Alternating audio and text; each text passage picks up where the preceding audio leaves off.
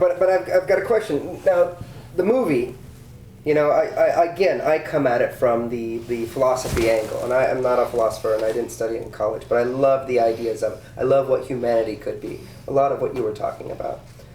The new movie, and traditionally a lot of the movies didn't really go into that, because it's hard to do that in a 2-hour movie with 3 acts. But the best movies do.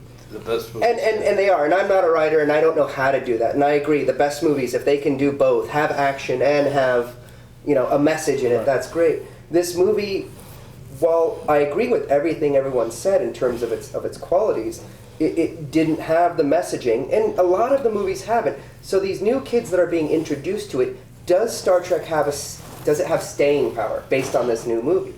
Because they're going to have to go back to the TV series, the new TV series, whatever they do. If they produce this TV series strictly on the movie or like the movie, and it doesn't have the messaging or it doesn't have those morality plays, will it be around? Will it last? I think you're gonna. And I don't know how to do those morality plays I'm not either. Speaking from knowledge, but I think the next movie is probably going to be higher calorie. Do you think so? That's everything I've read. There's a lot this movie had to do. It had to create a new And I'm not complaining. It reintroduced the characters for a new generation. There's a lot it had to accomplish. I have to believe the next movie is going to be a higher caliber.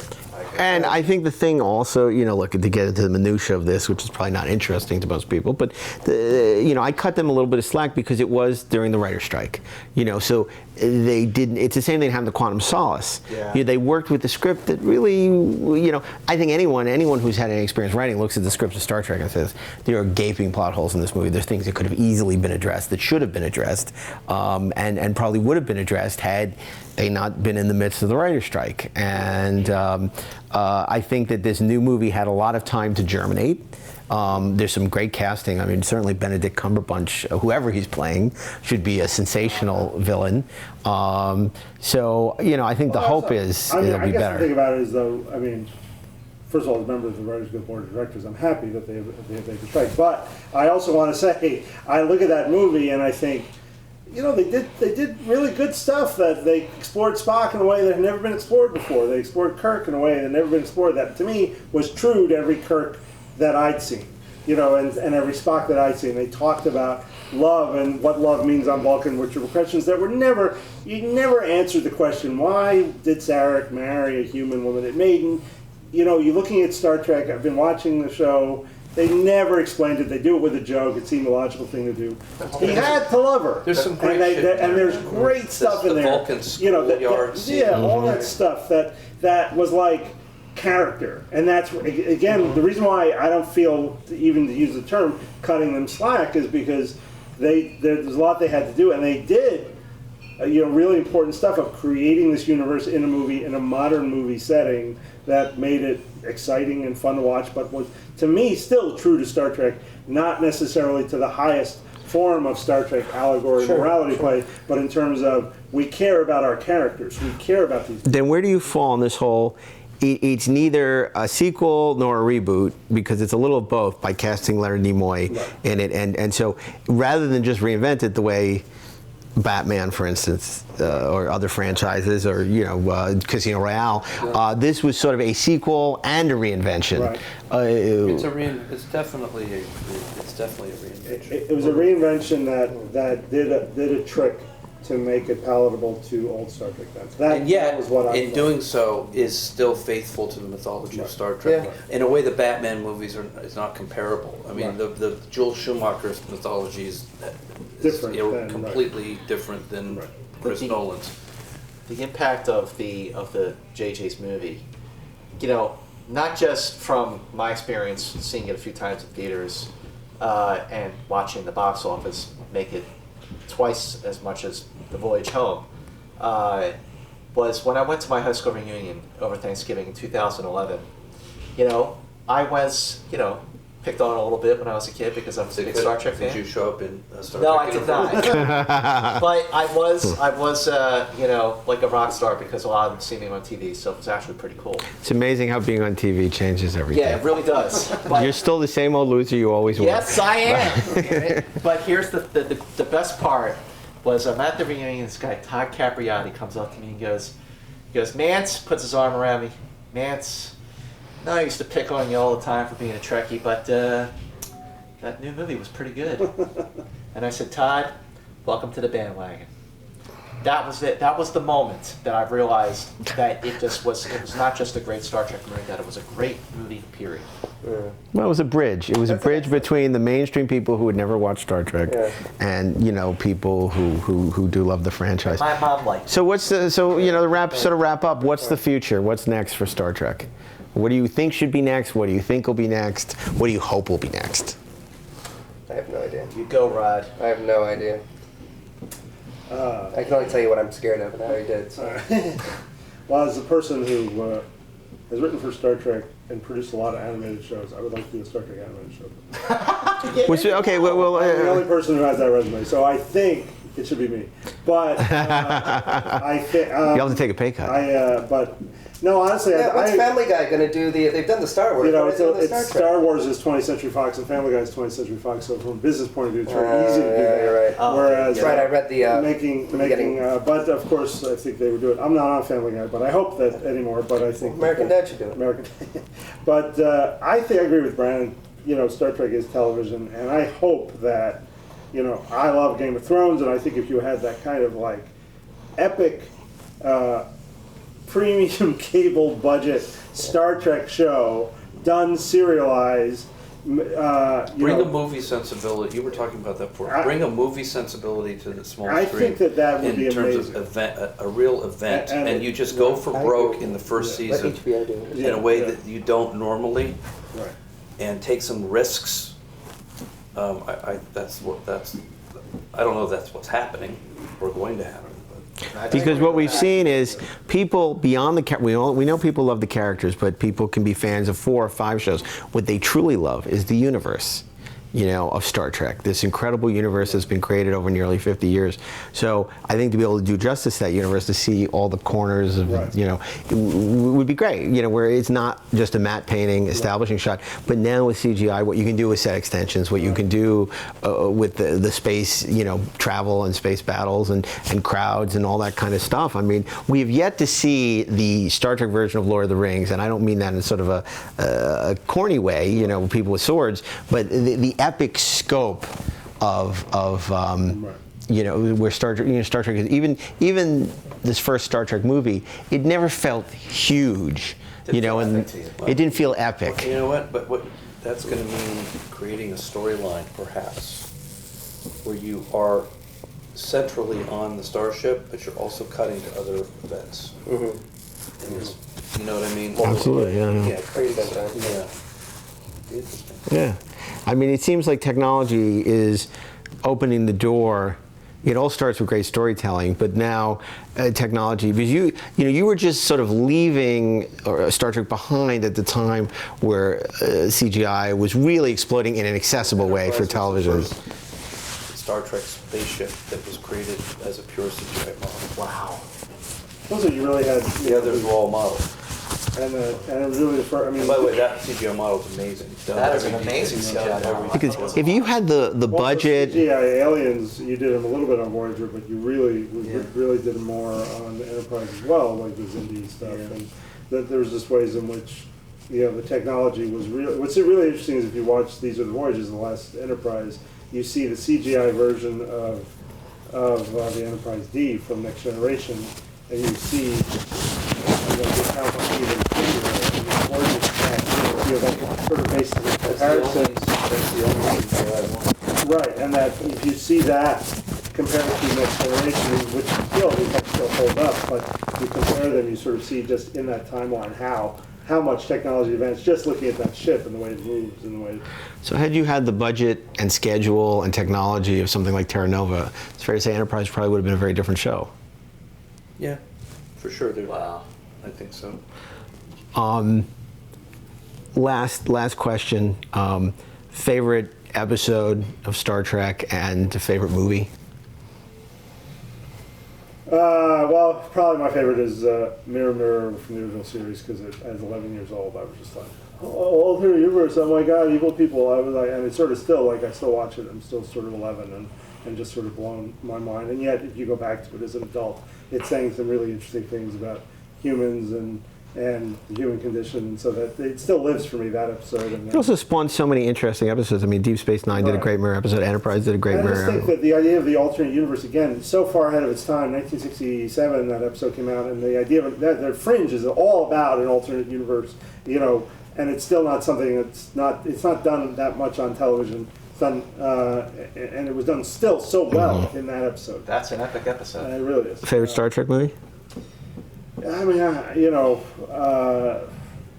I watched, it was interesting, I watched Wrath of Khan recently, and I had, with my son, I think it was a couple years ago, but he had never seen it, and, there's just that moment where, right after Kirk says he cheated on the Kobayashi Maru, and he opens up his computer and says, I don't believe in the one scenario. It's 2 hours, you ready? And my son, 14, very cynical, modern kid, goes, wait, what? Like, he had that moment, and I really, and I still sort of enjoy that movie for so many reasons, because it reinvented the franchise, and it shows it's okay to lie under the right circumstances. And there was just like it's still, I think that's still probably my favorite movie. Ron? It's obviously hard, but for now, just thinking about it, Devil in the Dark is one of my favorites. I didn't want to say City on the Edge, but that's definitely... It's like saying Stairway to Heaven is your favorite rock song. You can't say it. It's definitely a favorite, so I had to think of something else. And what I really liked about Devil in the Dark was, for some reason, probably not when I first saw it, but when I saw it when I was much older, and I understood it, and it took me a while to understand these things, I really got the idea of there not being, black and white, good guy, bad guy. I love the twist. For me, that was one of the first twists that I kind of remember, that this rock monster was a mother protecting its young, and that humans were the bad guys, so to speak. And I love the episodes that do that. I also love the episodes where they question God, but that's another story. Star Trek 5. They literally original series, yes, literally. Next Gen. I can't give you a particular episode. I love all the Data ones. I went back and I got a list of all the Data episodes because we were working on Quester. Right. And I went to watch all of those episodes, and I've always loved Data. Because Data really was Quester. Data was Quester, Yeah. but I call it, coming from my background, I call it the Roddenberry character. It's the Spock. It's the Data. It's always the non-human that shows us our humanity. And I thought Data did a great example of. He was a great example of that. And so Data was my favorite. Movie-wise, I'm not saying this because you're here. I'm one of the ones who doesn't choose Wrath of Khan or Voyage Home. I really loved First Contact, but I really bonded with Next Generation, and there was something about that was Brandon's episode. favorite Star Trek movie too. Is First Contact. It's interesting because your dad was not a fan of Star Trek 2 either. I love the fact that it really wasn't in space. I mean, I loved being. I am a fan of Star Trek, and I am a fan of Next Generation, and being with the crew down on Earth and seeing their characters and seeing their relationships and seeing how they sort of birth us into warp speed. I loved that. I really, really enjoyed that. The Borg stuff at the beginning I enjoyed too, but that was more the Star Wars for me. It was really just down on the planet, and it was the character interaction. nativity scene. Yeah. It's one of my favorites. Yeah, I'd say probably my favorite. Scott? Well, picking up the reason why you love Devil in the Dark, which was written by Gene Kuhn, I'm going to go with an episode that I talked about twice tonight, and that is Metamorphosis. I mean, listen, Sitting on the Edge of Forever is the Citizen Kane of Star Trek, and it's for that reason I'm not going to go with that. Metamorphosis was an episode that meant different things to me over the years, but as a grown-up, what appealed to me the most was the same thing that appealed to you about Devil in the Dark. That the landing party, with the shuttlecraft, they're on this planet, they have to get this woman back to the Enterprise so they can make her well, so she can stop a war. This thing is keeping them there. We're going to get it off. If something's in our way, we push it out of the way. That was Kirk's thing. We've got to get off this planet. And then the flip. This thing is a female in love with a male. That changes everything, and it turns the episode into a tender and sensitive and fully realized love story that is very moving. And every time I watch that episode to this day, when Eleanor Donahue picks up her scarf and sees Zephyr Cochrane, as the companion saw him for all those decades, and says, "I can't go with you." I mean, it's a beautiful moment, and at the end of the episode, he just goes, "Don't tell them about me." Just goes, "Not a word, Mr. Cochran." See, I thought you were going to say the Negron Factor. You see the Mad Men episode? Like that? Never mind. Movie. Yeah, was that hysterical? Yeah. We're actually going to, for the issue, have Matt Weiner weigh in on that, yeah, which is pretty cool. So, Movie just Wrath of Khan, just because there is no substance. do you have the photo novel for Metamorphosis? Yes, number 5. Okay, very good. Yes, sir. Moving right along, not a moment too soon. Brandon, I mean, What were the 12 again? it's probably. I guess, should we take any of your episodes out of contention, so not to put you on the spot, or Look, it's hard for me to say what my favorite episode because I've worked on this for so long? Yeah. for 15 years. So Any special? Can we ask the question differently? What about? Was there a special episode to you? Something Yeah, that's a good question. That Thank you, Rod. About your history or connected? Fondest memories of, maybe? my favorite episode I worked on was All Good Things, the finale of Next Gen. I love that one. In terms of sentiment and ambitious storytelling. That was In epic. terms of what I did, That was epic. what I didn't work on, Yeah. Best of Both Worlds Part 1, perhaps because of the context of its time, it was very pulse-pounding, kind of, exciting. Of course, it had the Riker deciding whether to take a new job storyline, which no one really remembers. Yeah, right. Right, that's right, that's right. And then, look, The universe is going to end, but I get paid a little more if I just go over here. And this girl's getting in my way. Come on. everyone remembers the Shelby character. Yeah. And I mean, Brian Dennehy's daughter. Again, I may be just a sentimental guy, but I have to think about the first real Star Trek experience I had with Wrath of Khan. And I still think that there are things in that movie, the personal connection between hero and villain, between Kirk and Khan, cannot be beat, has not been topped in any movie. And I think the Nebula battle sequence, still the effects in that sequence, I think beautiful. We still hold that. And what, they're beautiful. The Mutara Nebula, beautiful.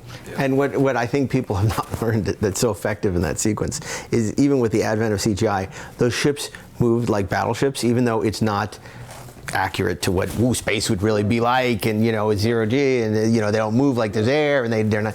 But it is probably one of the great space battles of all time. And now with CGI, I mean, you look at the beginning of Revenge of the Sith, where all these ships are just That battle sequence had choreography.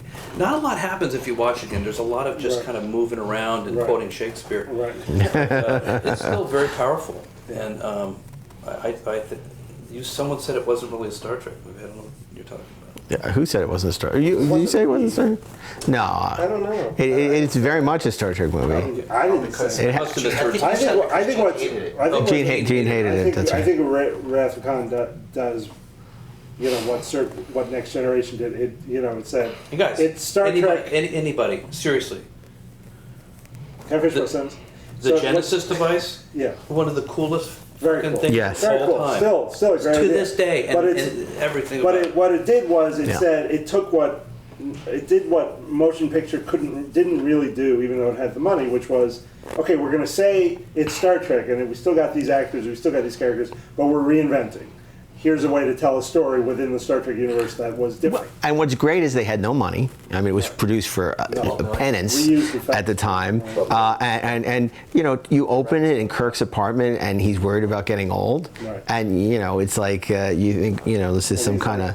40, I think. It freaks me out. And the articles were written when it came out about, boy, these guys are long in the tooth to be running around the galaxy. You look at him and they're like, He's 50. He's my age. kidding me? He's my age. Yeah, he's they in look, his 50s. they look Yeah. great. He's like 50. He's like, Yeah, right. But let me ask you, Exactly a question. How old were you when you saw Wrath of Khan? What's that? How old were you when you saw Wrath of Khan? I was in college. Okay, I was how old probably were you? 20 or I something. have no idea. What is it? 82? 82. 80, yeah. He's 82, yeah. All right, so you're probably like 8. 8. How old were Jesus. you when you saw Wrath I of was Khan? older than that. How old were you when you saw Wrath of Khan? No, 15, 16. I was 11, and I cried my eyes out when Spock died. I cried. I went home, and I was crying. Did you cry? Did you cry? I cried.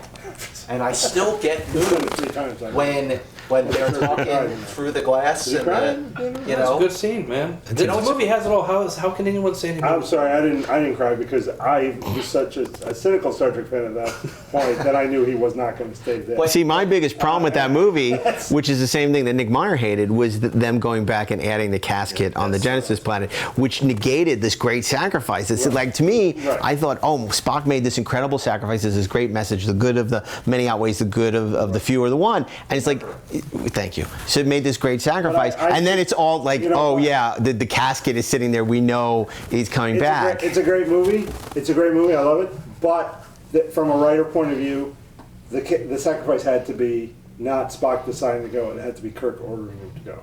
That would have been amazing. Wow. And that's, to me, that's the right. It's Kirk's story throughout. I don't know about that. It's like we need somebody to. I don't know. See, to me, and it was, and they blew it in the next movie. You had that moment that should have been one of the great moments in the history of Star Trek, which was Kirk blowing up the Enterprise, where he had this emotional investment. It was as close as he had to a real relationship, but it was so clumsily done that it doesn't have the resonance that it should have. I guess so. But the other thing about the other thing about Wrath of Khan is after Spock has died and Kirk is in his quarters and David goes to visit him and he's like Is that the guy with the sweater draped around him? Yeah. Yes, it is. But Kirk is trying to compose himself. He died of AIDS. I poured myself a drink. Would you like it? I mean, I was actually at a screening the last time I saw him. And you cried. On the big screen. Well, no, I didn't cry. But George Takei. You're like John Boehner. I appreciate the sensitivity. That's why I love Metamorphosis. I'm a sensitive guy. It's a sensitive episode. But George Takei, of all people, for George Takei to say this, he was, they did a Q&A afterwards, and he says, I have to tell you, I haven't seen this movie in many, many years, and watching this movie now, I have to say, William Shatner has never been better. He's great in the movie. He's fantastic. He's great in the movie. Great performance. It's his last great performance. That's not his last great performance. He had one more left in him. What was? For Enterprise. Oh! Well, his last great performance in a Star Trek movie. Mark. I know you need to wrap this, but I've got to use the restroom. Well, there you go. On that note, gentlemen, thank you so much. That's the perfect way to end this. So thank you, everyone. I really. Because I've got to piss. My show. Great to see you. Thank you. All right. Thank you. Was that?